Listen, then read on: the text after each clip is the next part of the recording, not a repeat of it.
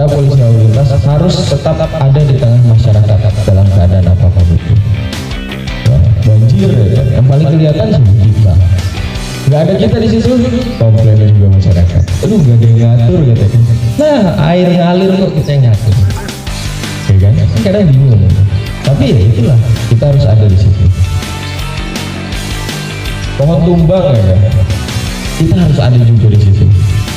Ada orang nabrak pohon ya kan? Sendiri, kita harus ada juga di situ. Ya kan? Pokoknya dalam keadaan apapun, ya kan? Kita harus selalu ada di tengah-tengah masyarakat. Makanya saya melakukan pengecekan ini, teman-teman bawa untuk gunanya persiapan rekan-rekan ketika nanti mau melaksanakan